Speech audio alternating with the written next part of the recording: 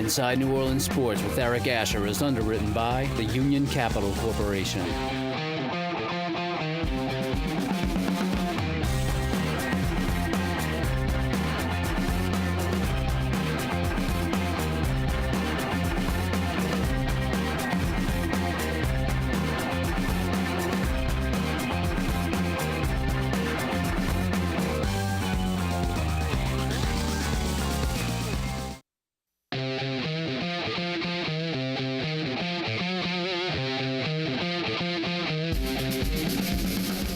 Good evening, New Orleans, and welcome to Inside New Orleans Sports. I'm your host, Eric Asher, and over the next hour, we'll talk a little bit about the New Orleans Saints, the LSU Tigers, and the Tulane Green Wave. And as always, we've got a fantastic panel for you tonight. Juan Kincaid of WWL TV Sports, and Mike Tripplet of ESPN. Guys, thanks so much for being with us, and welcome to the program. Thank you. Thank you.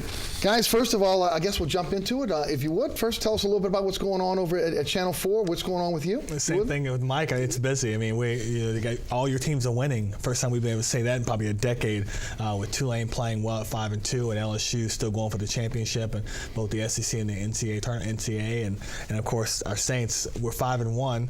I see like I'm on the team, but you lose a tough game in New England, and you really had a chance to win there. But still, you're going into the bye week after 6 weeks of playing at 5-1. You can't be complaining about that. Yeah, no doubt about it. Mike, after years with the Picayune, you've made a move now to ESPN. Tell us a little bit about that. Well, yeah, it's ESPN, but it's still very local. Yeah.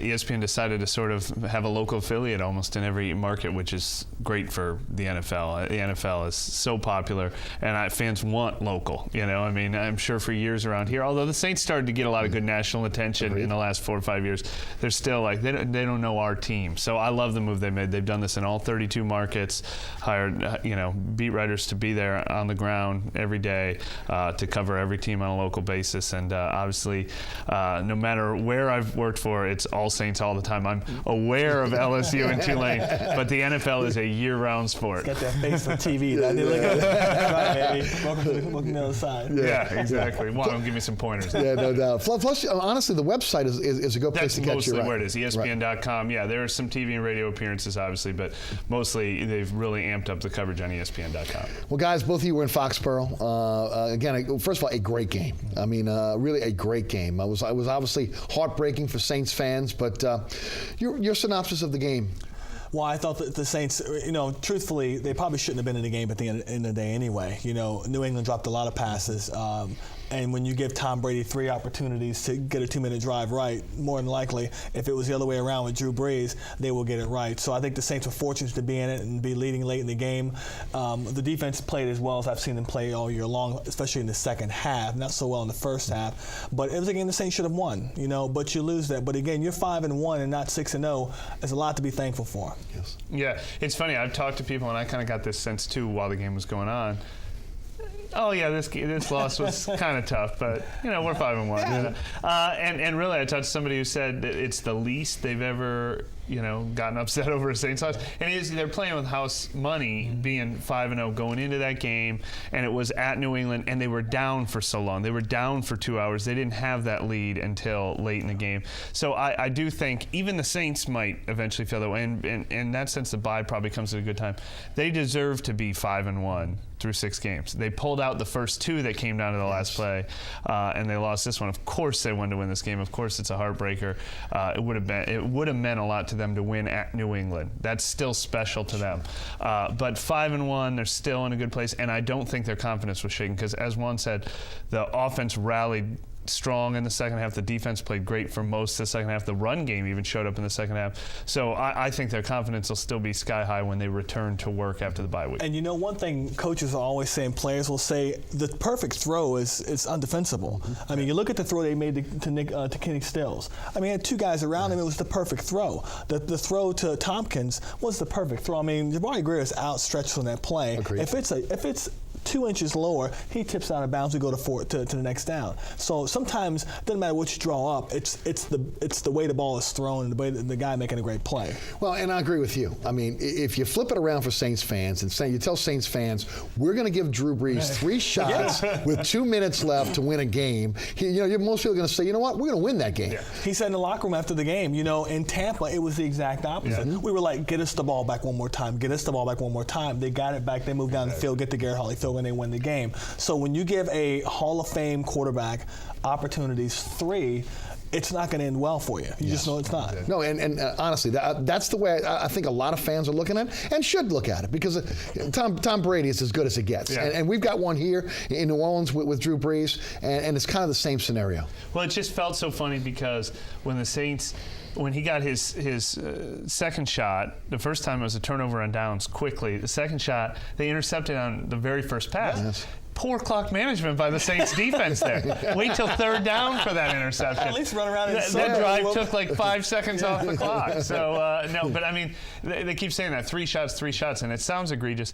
It's not that egregious because one of those shots was a 5-second drive, So, and the clock just worked in the Patriots' favor. And I don't know if you want to get into this or not, but there's a lot of Monday morning quarterbacking about the conservative Sean Payton. And I'm kind of like, I've heard people criticize him for throwing DeMarcus Colston on the first 3rd and 7, and then running on the other plays. One of the runs was an outside pitch. I mean, you can't win. You got to execute. I think that's the Saints' biggest regret is that they didn't execute. They had a 2nd and 6 on that first drive, and they had a minus run that gave them a 3rd and 7. Mm-hmm. I think their biggest regret is that they didn't, get it to 3rd and 2 and then convert. But the play calls themselves, deciding to run or pass. If you pass and you throw incomplete, you just get murdered for leaving too much time on the clock. So they didn't execute, but I don't think you can blame them for strategy. No, I would agree with that. Juan, you?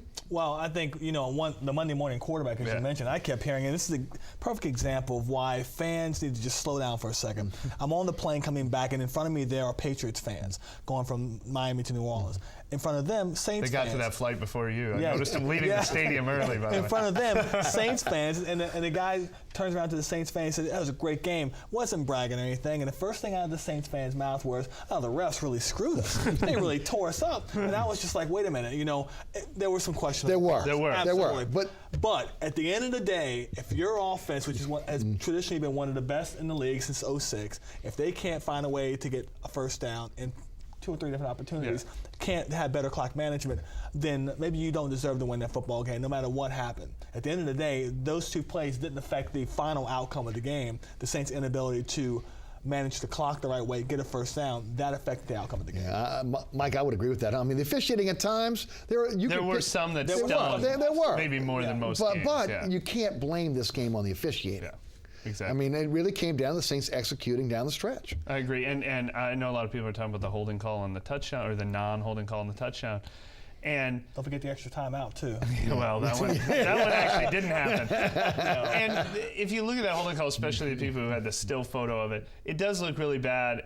I don't remember thinking it at the time while I was watching the game. I don't remember players talking about it afterward, and I don't even know for sure that it would have stopped Tom Brady from making that throw. So if you look at every call as a microcosm, then you can get really upset over it. But yeah, the team that made the more plays in that game. Now the Saints almost pulled it out, and we would have spent this whole 50 minutes talking about that Breeze 3rd and 20 touchdown pass to Kenny Stills. Absolutely. Instead, that becomes an by the way play. Yeah. But even then, you cannot expect an official to bail you out in I don't care in what sport you're in. Right. At the end of the game, you pretty much you're not going to get that type of call. So and I've seen that on the Saints side as well. A non-holding call. Non-holding call. A bad holding calls. Actually, I think if the fans were going to be upset about any call more than any, it was getting Jari Evans for false start in the neutral zone. 4th and 1 when he didn't. Agreed. That was something where you penalized for something that they didn't do wrong. That I'd be more upset about that than a non-call. And they always talk about when it comes to that neutral zone thing, it has to be a natural reaction, not a delayed reaction. I mean, it couldn't get more natural. Right.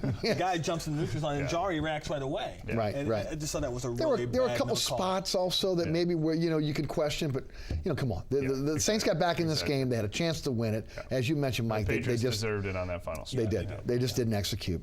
It is a copycat league. We know that. And of course, again, one of the things that coaches can take from this is some of the things that work. And let's talk about the defense for a second. Defense has played magnificent this season. But up-tempo offense, not allowing those packages to be put in by Rob Ryan. How much did that affect this team in this game? And will there be an opportunity for coaches to try to copycat that? Mike, will take you first. A little bit. I mean, it's similar to what Sean Payton said about will other teams copy what the Patriots did on defense. It's like, you got to have the players. You got to be able to pull it off. If a team's not used to being an up-tempo, no-huddle team, the Saints will invite you to go ahead and try to get out of your own comfort zone. I think it did maybe affect the Saints a little in that they weren't prepared for it. But ultimately, I think they kind of settled in. I have a hard time. This game is so weird because you want to say they played so well against the Patriots, but were these even the Patriots? Like, those receivers dropping balls. I mean, you just who knows what we were looking at in that game. But, yeah, most teams that the Saints are going to face, maybe they'd be in trouble if they go against Peyton Manning and his no-huddle, hurry-up offense. But how many teams like that are on the schedule? We're going to get to a part of the schedule where we're going to be talking about the running quarterbacks soon. They haven't seen that yet. Correct. I think that will be something they're going to have to adjust to. I don't know how many teams we're going to say, oh, we figured out how to beat the Saints defense. Let's quickly add a new hurry-up package to what we do. And I think, I was listening to the radio on the way over here. I think the team really could have used Lance more. I think he's a guy that if he was in the offense, you have another target to throw to, and a guy that has really trusted hands. What disappointed me about the defense, is that they were too slow to adjust to the hurry-up offense. I thought that came down to the game came down to coaching first half. Is that Bill Belichick had designed a game plan to beat the Saints, which was one, keep Jimmy Graham. Let anybody else beat you, keep Jimmy Graham from catching the ball, and on offense, they were going to dictate the pace of the game. For sure. I think the Saints could have dictated the pace of the game if they had decided to run the ball earlier. Like, I'm not a coach, but what I would have done and says, Vince Wilfork is not in the game. He may be the best defensive tackle in the NFL when he's healthy. He's not in the game. There's two backup guys in there filling in for one guy, and I would have tried to run the ball a little bit earlier. Instead, they tried to throw the ball, force the ball to Jimmy Graham when there's other options out there. So, we can all sit here and second guess like we will always do every day on a Monday and Tuesday. But, but those are two. That's probably the thing I think, they were too slow to adjust on defense to kind of, I guess, maybe dictate the flow of play a little bit more on the defensive side of the ball against that hurry-up offense. Staying with, again, a copycat league, and again, even Sean Payton kind of addressed it in his press conference. Jimmy Graham shut down. When you start looking at how the New England Patriots ultimately did that, is this something that teams can take away and possibly utilize against Jimmy Graham? Well, Ben Watson made a good point after the game. He said, you know what, Jimmy, we've been able to get the ball to him every game, and this time it didn't happen. There are good defensive players out there. There are good coordinators out there that design game plans. Jimmy, we have to remember, he's only 4 years into playing football, and maybe this is the first time someone equally skilled as him on the defensive side of the ball has gotten in his face, hit him in the mouth, and he didn't know how to respond. And so I think this is going to help him going forward. He's probably going to start looking for defensive players to play him that way, and he's going to have to counteract that. But also, the Saints have to make a decision. Drew Brees has to make a decision that if Jimmy's not there, I have to look at option 1B. I have to look at maybe Marcus Colson, who we didn't call his name the entire first half. I have to start looking at other guys, And I do agree with you about Lance Moore. I really think that Lance Moore plays in that game. He's going to get a lot of underneath, going to get open underneath, and he can be a security blanket for Drew Brees if they take. Well, I think they're having to depend too much on guys like Stills and Toon, who they've been fantastic this year. They've done what you expected. But they're young. But they're young players, and in a pressure situation like the Patriots, the big moment, that big night game, you need a guy like Lance Moore who's a calming influence on the field. Missed Toon on a potential touchdown pass that was pretty costly too, and it looked like a high throw from Brees, but you do wonder, did Toon not hit the spot Brees? That you don't know for sure, but that's a miscommunication thing. The Patriots, I did the film study on this game, and I noticed this in general while we were watching it, but I noticed even more. Look, go ahead and try to take Jimmy Graham out of the game plan, and the Saints don't. I was actually surprised. There were 2 or 3 times when Brees did look like he tried to force it into Graham, almost kind of stubbornly, like, we're not going to let you take him away from us. That's not normally what the Saints do. The Saints normally invite it and say, fine, pick your poison. What the Patriots did that I do not think other teams can copy, they put their best corner on Jimmy Graham, and their other corners were still fantastic. This, I'm drawing a blank on the guy's name already. See how much respect I have for him. Number 37, who played against Marcus Colston, was just as good. I mean, I made a point to watch Colston when I went back and to see, was he open? And that guy, and they're jamming him, they're bumping him, they're shielding him, getting away with this as much as they can. I expected Colston to be able to handle it better than Jimmy. But he can, but he's not getting open early on those routes. And so Brees, and they're not pass rushing. They're 4 and 3 rushers. So Brees had all day to throw. He did. And you just watch him, and you watch the frustration mount. It's like, he's not open, he's not open, he's not open. And, sure, it's a copycat league, and you can say that's the way to do it, but do other teams have the manpower to do that? Because we saw the Miami Dolphins come into the Superdome, and they held Jimmy Graham without a catch for like 21 minutes. And by that time, Sproles already had 114 receiving yards. Colston finished with 96 receiving yards in that game. It's pick your poison with this team. The Patriots are just really good at it. They've really got the manpower on defense. But that is the formula for disrupting the Saints' passing offense. The thing it reminded me of, there were so many years where the Saints struggled against the Carolina Panthers with John Fox when he had big, physical, good defensive backs. And that has always been the best formula for shutting down the Saints' offense. It's just a lot easier said than done. That'd be great if every team had the kind of secondary to do that. It was kind of where I was going to go next, guys, about the lack of separation between the receivers and getting off the jam, even separating in the open field. When the Saints have struggled with the passing game, that has been kind of the formula for their lack of success. I think we saw a lot of that on Sunday. Why? I don't think Marcus Colston's ever been a guy that's going to get much separation. I think Marcus he uses his body very well. He has fantastic hands. He's like a basketball player. And, I think Jimmy Graham needs to watch how Marcus has played in the past when it comes to shaking off those bumps at the line and getting open. But again, it goes back to the receivers that you have. Again, you got 2 young players out there that are still learning the NFL game at the regular speed now, not just practice speed. You have Lance Moore, who's been out the last 3 games, who, in my opinion, would have been a huge addition in this game, because where guys weren't getting open like a Jimmy Graham, then you would think that Brees is going to say, okay, let me check down to Lance, or let me check down to Marcus Colston. And the trust factor there with Moore as well. There's a very big trust factor. I mean, they've been together, 6 years now? Oh, gee, no, the whole 8. The whole 6. So, I mean, there's that trust factor that's been built over time, and just like it's been built with Marcus Colston. It hasn't been built with Tune and Stills, but it's going to get there. But it's not there yet. So I just think, again, Mike said it, in the years past, this team Drew Brees hasn't said, you know what, I'm going to get this ball to this guy if it kills me. And that's what he did against Jimmy Graham, over the weekend. You were right about, it was a surprise that they were a little slow to adjust. They got there. The whole second half was fine. And they marched down the field several times in the second half. Ben Watson got wide open a couple times. That touchdown pass to Travaris Cadet happened in the first quarter. That was perfect. It was like, Jimmy Graham, take the traffic away. And then he just kind of slid in. So they're still good at that. I'm not worried. I wouldn't be worried about the Saints passing offense going forward, because I just think they had the right opponent, the right game plan, the perfect storm. Probably how the Chicago Bears felt after that game last week. They're like, man, they had you felt the exact same way about the Saints. Just had the right plan and the right execution. Going forward, I don't think that's going to be an issue. And really, it's funny because you look at the Saints at the break right now, and you think to yourself, have they underachieved? Have they overachieved? They've probably overachieved on defense, although I think they can maintain it. This offense can still be way better than it's seen, or more consistently better.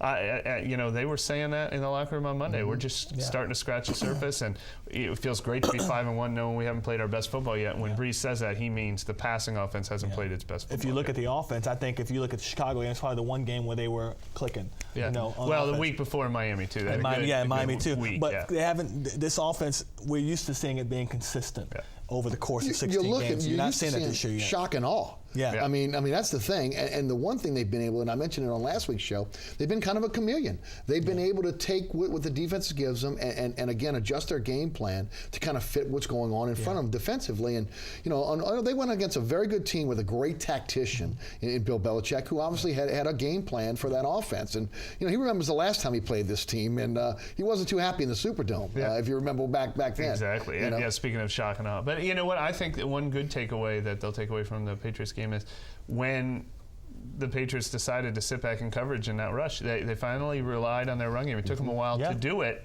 And like you said, that would have been your plan earlier. But they finally relied on it, and it came through for them. So that is actually one thing that overall they're going into the bye with their first loss. But their run game actually just had its best performance in the second half of their last game. It's going to be interesting to see when Mark Ingram comes back. What do you do there? Because Kyrie Robinson has been your best running back. I agree with out of the that. backfield. He's been the best guy running the ball. I mean, Pierre's been obviously Pierre on screen passes, and he's consistent.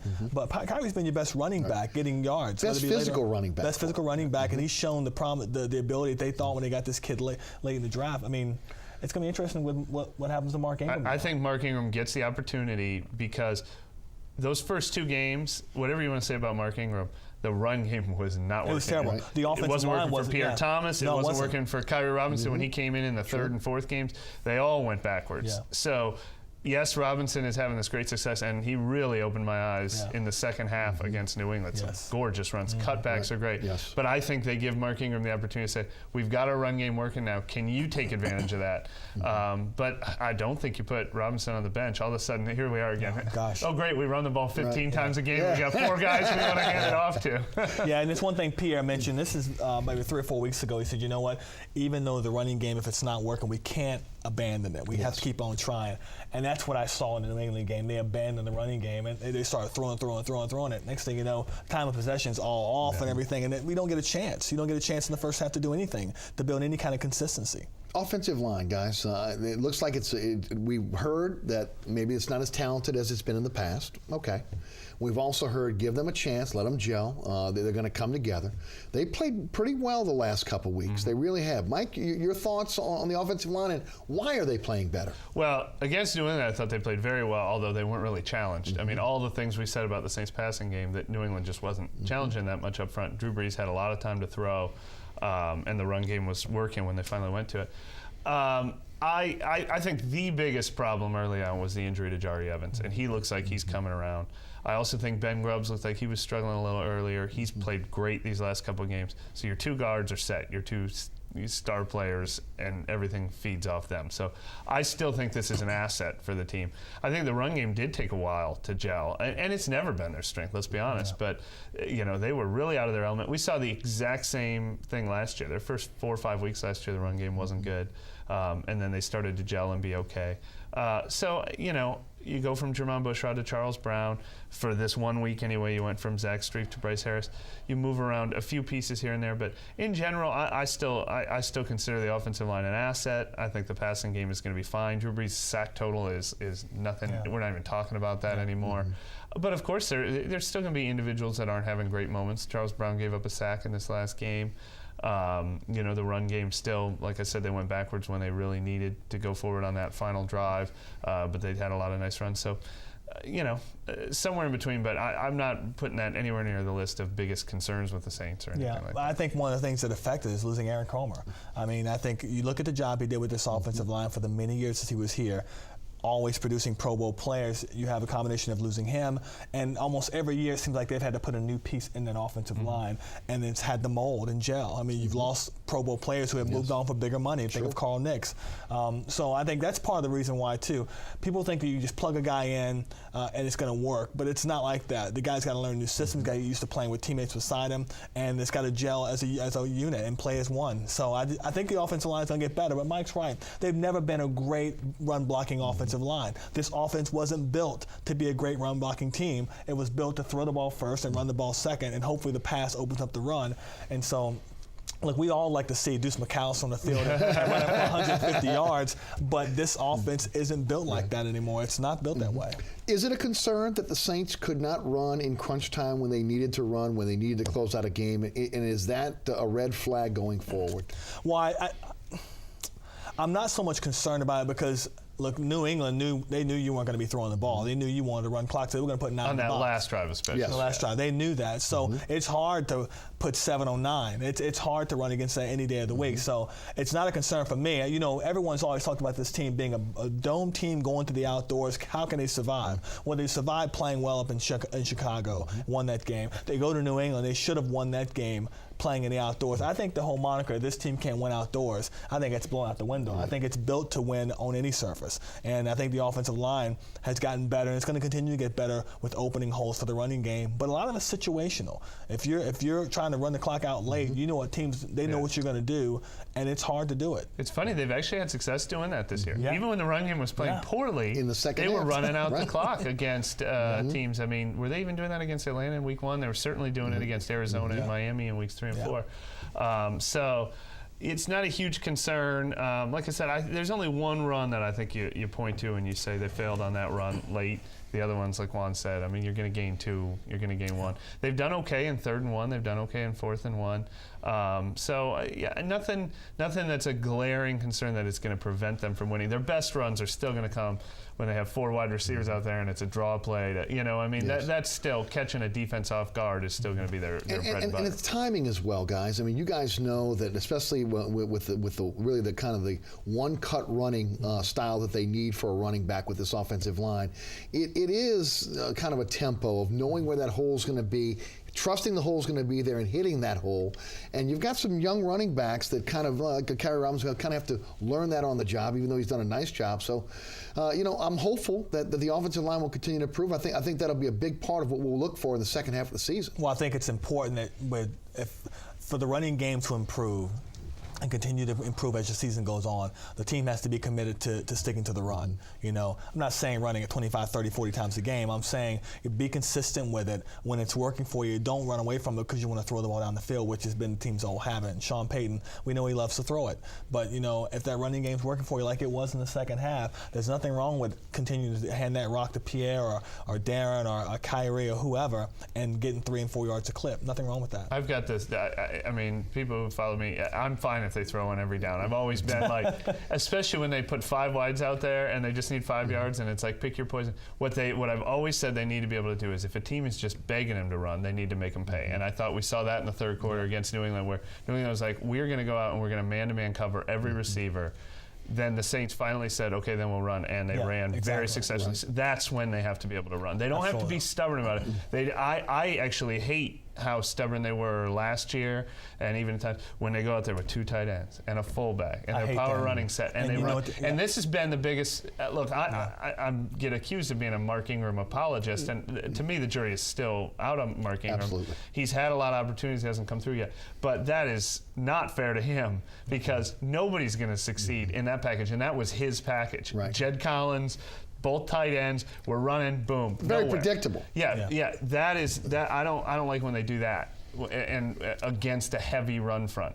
But if a team's going to sit back with 5 and 6 defense backs, the Patriots had 4 and 5 corners if you count the McCourty, who they converted to safety out there in the field at the time. Then you got to make them pay with the run, and they did. They were able to do that. I agree.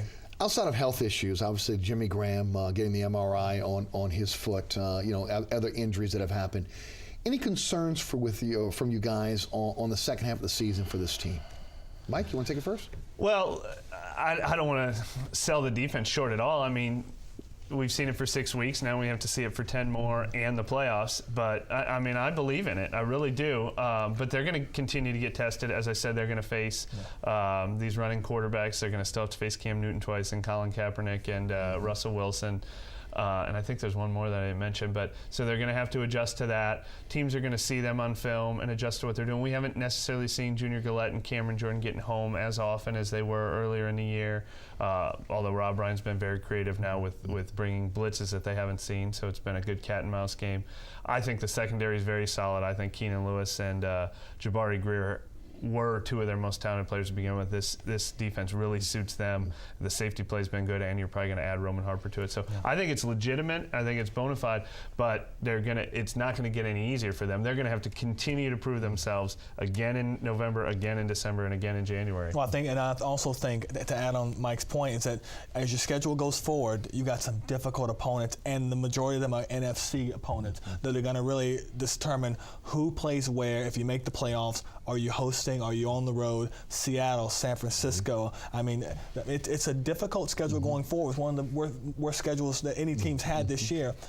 They've survived the first 6 games and played well, and the majority of them could be 6-0, but they're 5-1, still atop the NFC. But their metal's going to be tested going forward, and they're going to be facing different types of quarterbacks now. The guys that they haven't seen. They didn't pass the test against RG3 last year. They didn't pass the test against San Francisco, but can they pass the test this time around? It's a different style defense now. I think you have the personnel for it to be able to handle it better. Yeah, I really like what they're doing on defense. They're just and watch Kenny Vaccaro. He's only going to get better. Best tackle of his team, hands down. In the second half of the season. And I used to say Roman Harper was the best tackler. Worst cover guy, best tackler. He was always going to wrap up. So it's going to be interesting. We talk about what's going to happen when Mark Ingram comes back. What's going to happen when Roman Harper comes back? How are you going to do that? Right. They've been playing 3 safeties at times, which has been really most of the time. Which is really interesting. Even when Harper played, Vaccaro played every snap. Yeah, so exactly. Harper basically will replace Raphael Bush. I mean, Vaccaro's not coming off the field. Well. Yeah, Vaccaro's not coming off the field. And Bush has played fairly well. Yeah. Did you think Bush took a lot of heat for the way he played that last play of the game in the Patriots?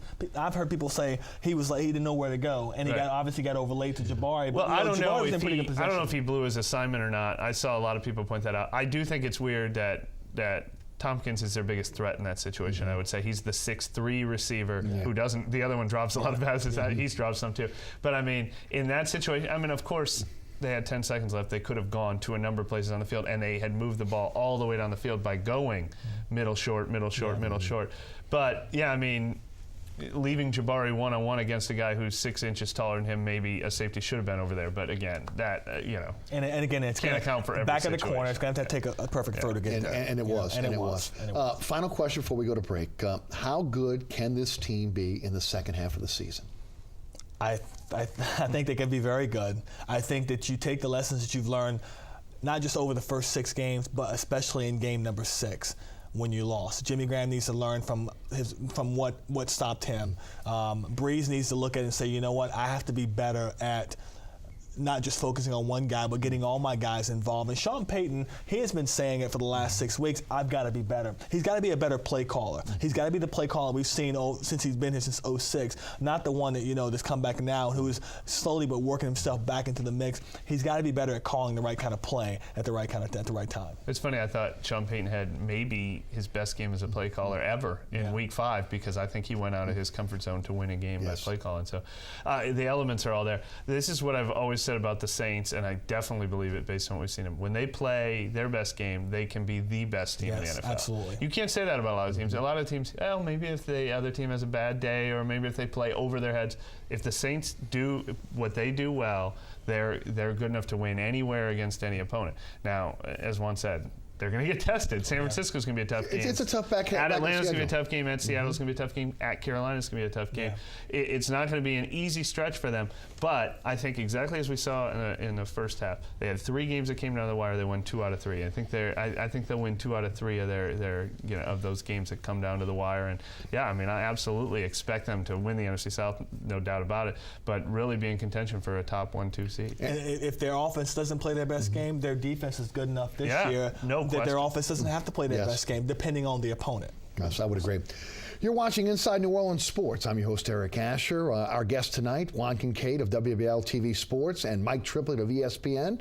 We'll take a quick break. We come back. We'll switch to the collegiate game. We'll talk Tigers. We'll talk Tulane coming up next here on Inside New Orleans Sports. Stay tuned.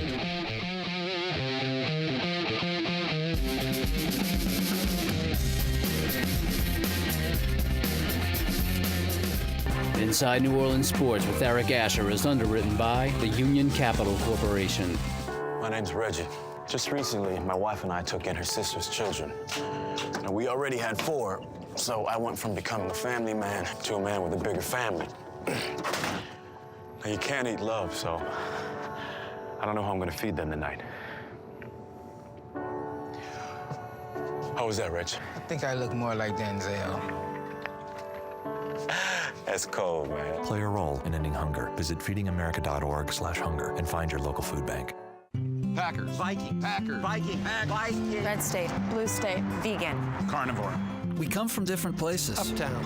Downtown. Optimist. We come to different conclusions. Half empty. Half full. But when we live united, we create real, lasting change in the building blocks of life. The education, income, and health of our communities, Live our families, united. even the person next to us. Live united. Real change won't happen without you. So give, advocate, volunteer, live united. Sign up at liveunited.org. You're watching WLAE, New Orleans Public Television. Find us on Cox Channel 14, Charter Channel 11 and 711, AT&T Channel 32 and 1032, Dish TV, DirecTV, and over-the-air broadcast on Channel 32. Know what? What? Since I got adopted, I've learned a lot about these humans. I know. I mean, check out these two. It's Flirt City over here. Yeah, I noticed that. It looks like my human is definitely into your human. Oh, look. I think she's getting his number. Nice. Your human's got some sweet moves. Takes after his dog. Oh, look, they're doing that thing where they put their arms around each other. She kicked up a leg. It's like in the movies. That's awesome. Looks like we're gonna be hanging out a little bit more. Hi, we're Ola High, and you're watching WLAE TV.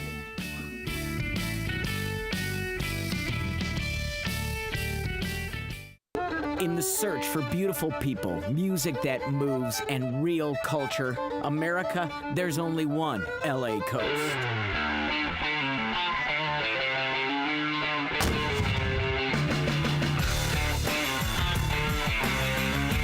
Go Coast, Louisiana delivers the treasures of the Gulf, fresh to you. I think we need a bigger boat. Sundays at 8:30 p.m. on LAE. I've looked at that program before. It's crazy. Welcome back. You're watching Inside New Orleans Sports. Eric Asher Eric Asher with you, and of course tonight we've got a great panel.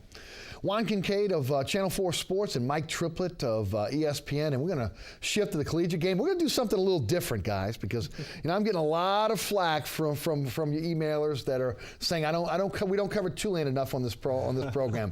We promise we are going to cover Tulane. And as a matter of fact, we got a little lanyard for you here. I'm holding 4 tickets to the Tulane-Tulsa game, and we'll be giving those tickets away next week. Again, Tulane on their bye week next week, so you'll have a chance to go to see Tulane-Tulsa next week in the Dome.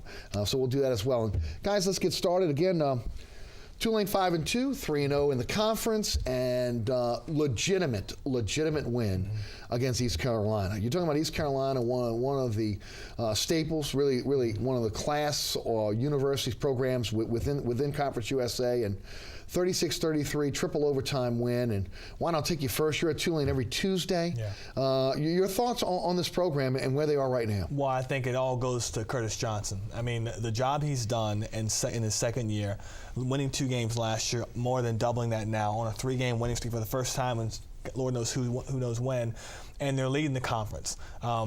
Right now, give him the Coach of the Year award in Conference USA and maybe in all college football, because I think he's just done an amazing job of getting the players to buy into believing they can win football games first off, and then going out and getting players that come from winning programs. That was priority number 1 to him. I won't bring guys in here that are used to winning, so when they get here, winning isn't a big deal to them. It's what they're used to, and that's what he's done.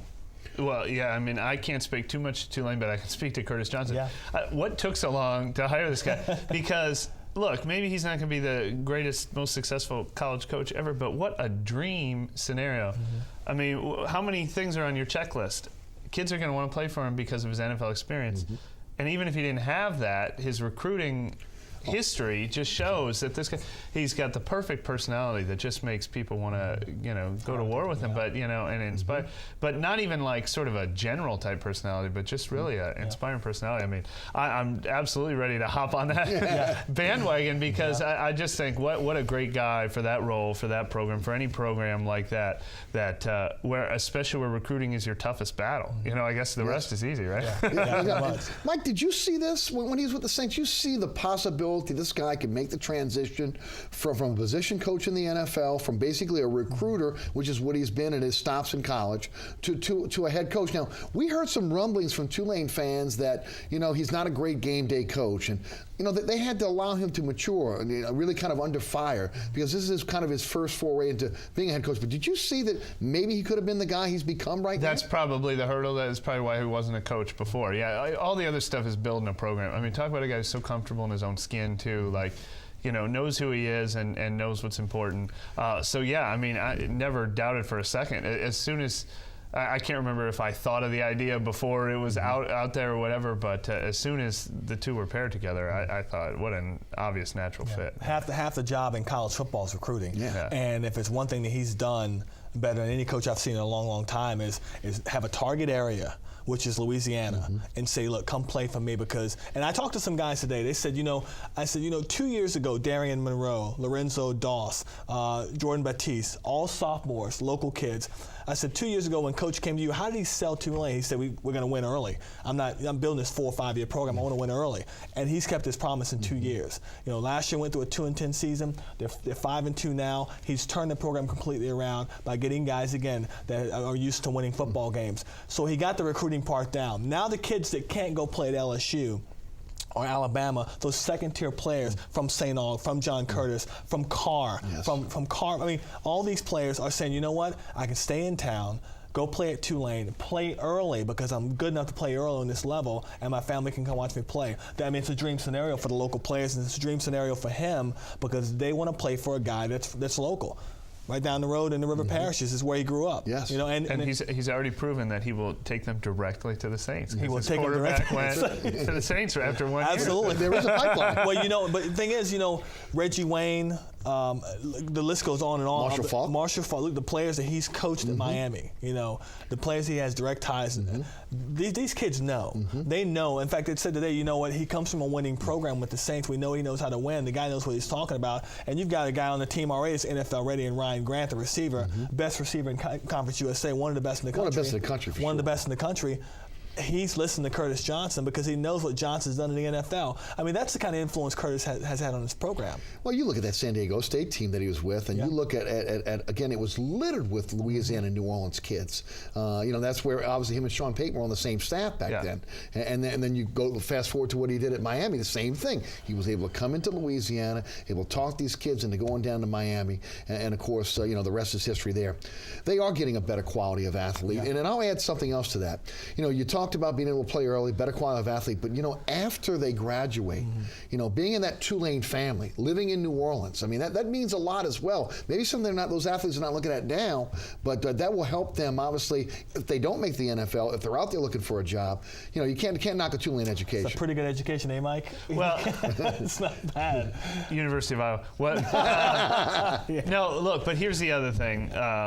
That, like you say, they don't look at that, unfortunately. Yeah. They don't look at that. Kids look very short-term, and this success is going to be his greatest recruiting tool. A winning season, next year's class is probably going to be his best one yet. I mean, success breeds, more success. There's a reason why, Mike, correct me if I'm wrong, there's a reason why that per capita in Louisiana, there's more Louisiana kids in the NFL than any other state in the United States. No doubt about that. There's a reason why, because so much good talent here. Right. He's identified it. I mean, he knows where give credit to Bob Toledo, because when Toledo was here, he made it a priority number one to have this little caravan from place to place, like 5 different stops in the state, did day camps like 3 or 4 hours a day, and brought a large recruiting base, developed that recruiting base in Louisiana. CJ has piggybacked on that and expanded even more. I can't tell you how many times when Chris Selfo was here, I'd cover games on Friday night. High school coaches are like, we haven't seen a Tulane coach here in years.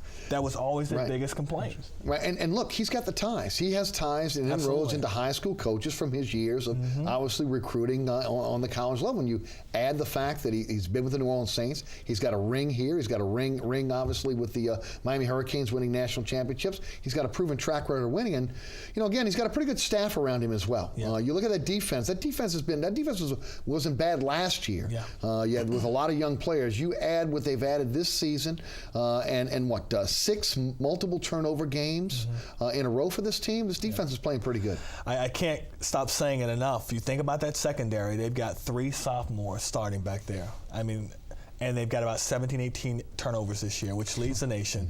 It's a ridiculous crew. And what's funny, Mike, is that these kids are all competing against each other. Yeah. Last 3 weeks, they've had a player of the week on defense, and they're all keeping tallies of like, well, Lorenzo got one 2 weeks ago, and I mean, I got to get mine. Yeah, I got to get mine. That's how they're playing in defense back there. They're so confident, and they're having such a good time, and they're sophomores. So they're going to be here 2 more years. Unlike the University of Iowa, where they can get some big boys playing along that offensive defensive line, that might be his biggest challenge going forward. But again, I've said it before, and I'll continue to harp on it. They got a great recruiting base out of the Northeast. They got a lot of kids that come out of the Northeast that come to Tulane. There's no reason why he can't tap in to the Northeast and get some bigger players to play along that offensive defensive line. Look what they've been able to do with just the defensive line this year, how much bigger it is. Of course, a lot of these guys have been in the program for a while, but playing very, very well. That's one thing Chris Selfo did a good job of, is getting big offensive line. He would just go across the border over to Texas and bring guys in. So that, because there's such that's what Iowa used to do too. With I think everyone. There's so many players in Texas. Louisiana is not known for creating big offensive linemen. Doesn't have a history of that. Maybe 1 or 2 every year. Although LSU's offensive line is all New Orleans. Pretty much, yeah. But those are those guys that Tulane can't touch. Right, exactly. At the end of the day, Eric, it's about being able to play, have an opportunity to play early. And at Tulane, you can play early. You're playing Division I football in your hometown, and that's why he's going to attract a number of these players from Louisiana, because these kids want to play. They don't want to sit on the bench. Yes. They would rather go play at a Tulane, a UL Lafayette, a UL Monroe, because they can play early on, as opposed to going to an LSU where they're going to sit like Davenport did. They moved him around so many places, and at the end of the day, he gets injured. He doesn't have an identity. He comes to Tulane. Now he's going to be a guy that's going to be looked at as a pro next year. He's an impact player. Absolutely. There's no doubt. Nick Montana, Devin Powell. Powell has some escapability. Obviously, when you got an offensive line that is not where you need it to be, that will help. Nick Montana has taken a huge beating in the first few weeks of the season. Is there a little bit of a quarterback controversy there?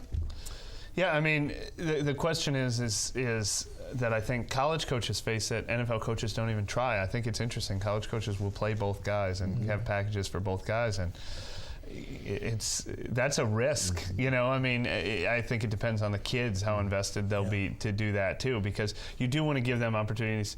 Speaking of Tom Brady did that in college, which is crazy. You want to you bring these guys into your program. You want to put them on the field, but at the same time, you know, you don't want to do that at the expense of your team. So you do wonder if they have to make a choice between the two or have packages for the two. And I'm sure that'll probably be one of the biggest dilemmas, but it's a good problem to have two quality choices. You do. But I will say this. Nick Montana transferred here because he knew he was going to be the starter. And Curtis Johnson treated him like the starter pretty much as soon as he got here. He played the whole political game where we got 3 guys that are playing really well, including the kid from Jesuit, who I think may end up being the starter in 2 years. I hear it. If you look at who throws the ball better between all 3, it's Tanner Lee. And he's got size. He's a big. He reminds me of from last year, Ryan Griffin. That's who he reminds me of. Really tall and lanky, but can throw it. But this is Montana's team.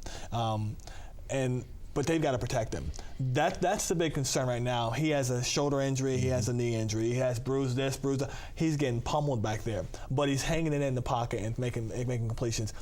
Devin played really well this past game. Yeah, he did. And that was a huge shot in the arm for this football team.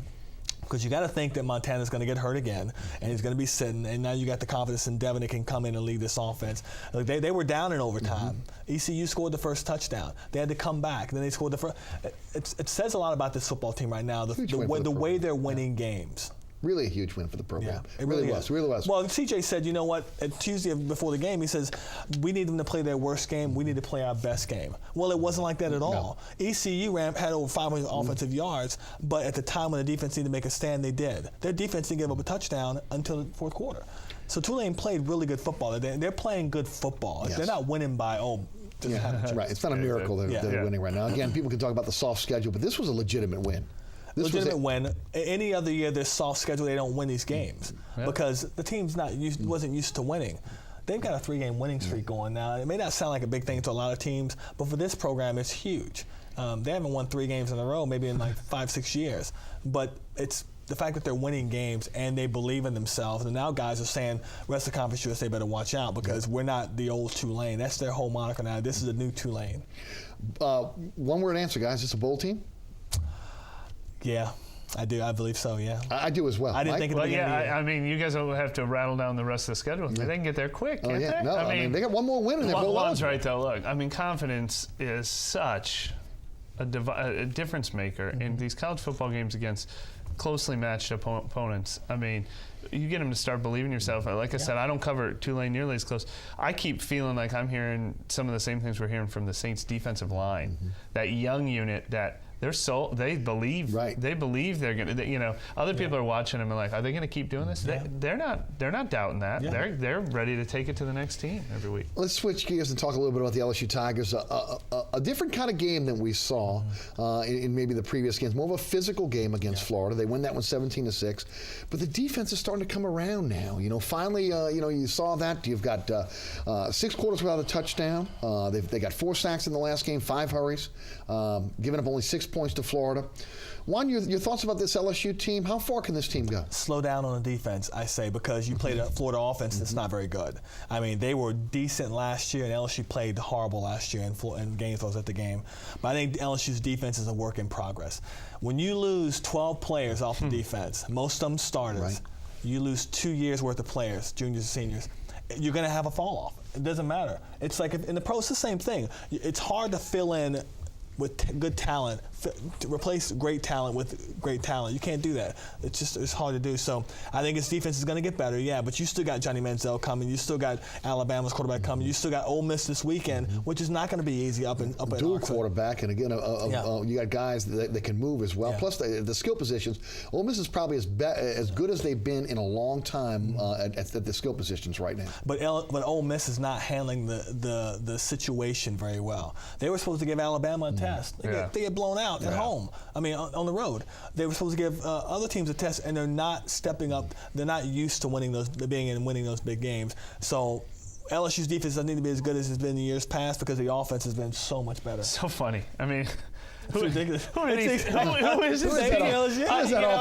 been watching it, and I'm just like, this is exactly. They finally. I mean, I don't know if that's a good thing or if Les Miles was like, why didn't I have this offense? It's like LSU and the Saints traded tapes. Right, exactly. Why didn't I have this quarterback play? I'd have rings on every finger if I had this quarterback play for the last 5-6 years. And it's so funny. I watched that LSU Georgia game.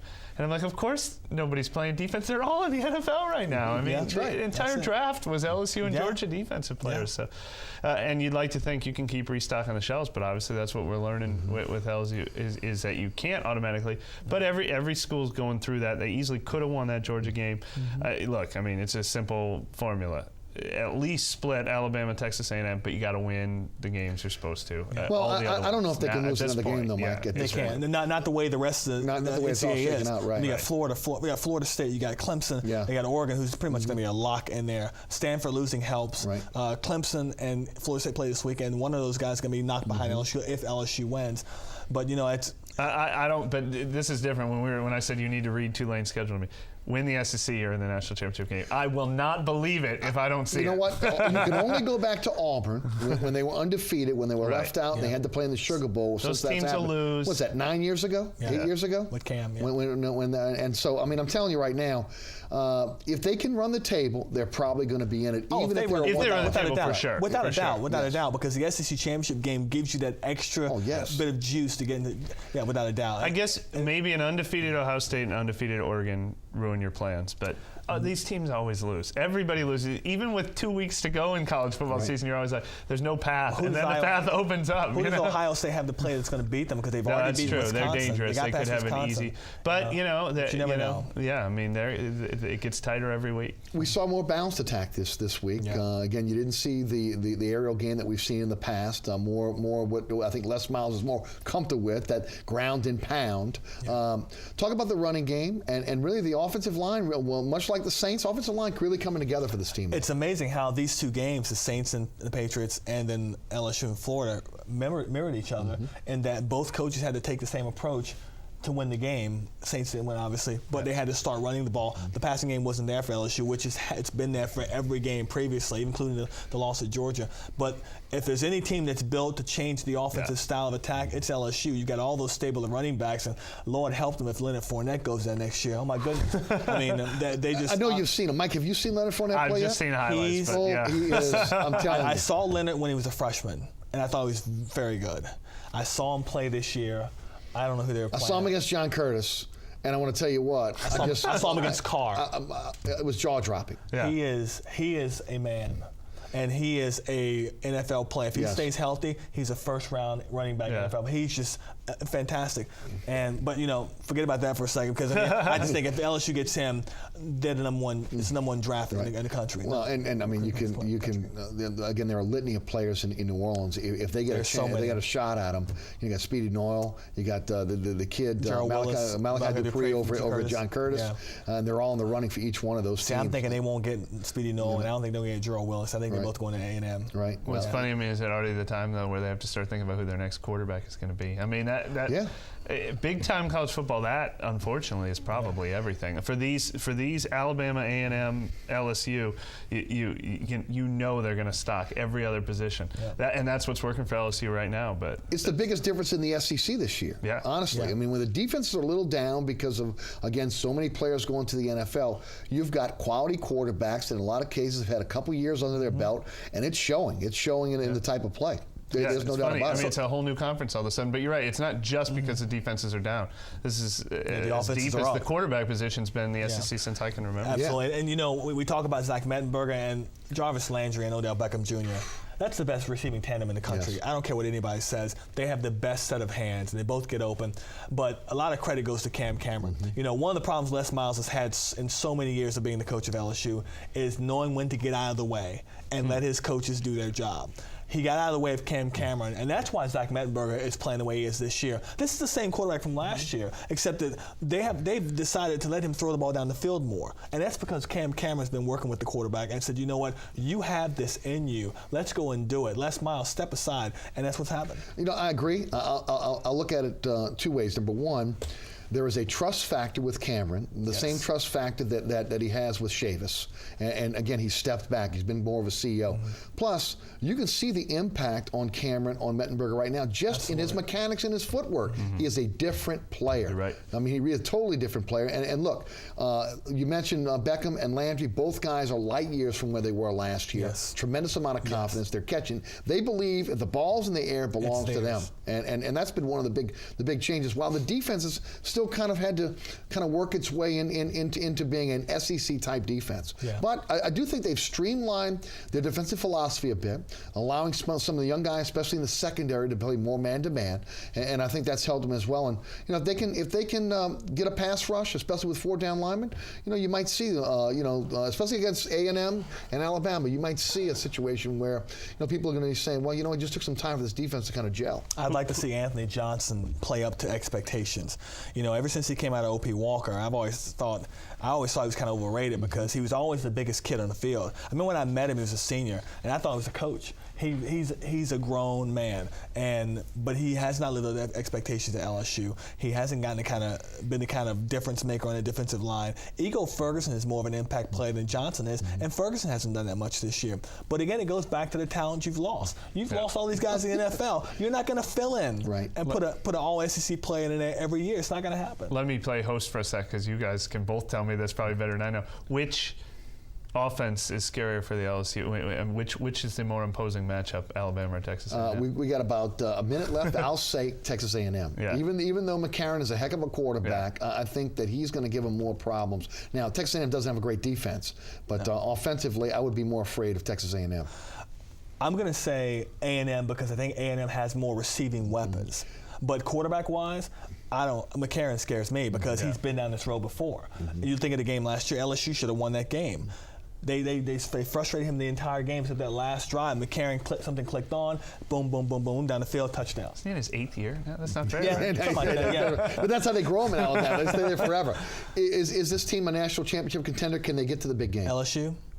I don't think so this year. I think the schedule down the stretch is too tough. I think beating Alabama and A&M is going to be really difficult. I think they can do it, but I just don't think they make it this year. I think they two losses. The schedule's their best friend and their biggest enemy. Yeah. If they win those games, then they've proven everything. Yes. They're in the game, and they probably win it. But yeah, they have to go through a playoff. Everybody else gets a bye. Yeah, no, it's true. And look, if you can make it to I agree with both of you guys. You make it to the SEC championship game and you win that, it's hard to keep them out of the national championship. Even with two undefeated teams there, it's real difficult because you look at who those undefeated teams have played. Yeah, no, I would agree. I mean, when you stack the schedule up, there's no doubt it's much tougher in the SEC. Guys, thanks so much. It's been an absolute blast to have you guys on the program. Thanks so much for coming down, and really enjoyed having you. Happy to do it. Also, thanks so much for tuning in tonight. Remember, there's a rebroadcast of this program on Friday night at 10 o'clock. You can also catch me on the radio weekdays 11 a.m. until 1 p.m. on 990 AM WGSO. Also, you can listen live, download the podcast at ericasher.com. Follow me on Twitter at Eric_Asher. And special thanks to the production staff at WLAE, also Ron Yeager, Jim Dotson, my producer, director, William Hill. For Mike Tripplet, for Juan Kincaid, my name is Eric Asher. Thanks so much for watching. We'll see you right back here next week, 6 o'clock on WLAE TV for Inside New Orleans Sports. Good evening.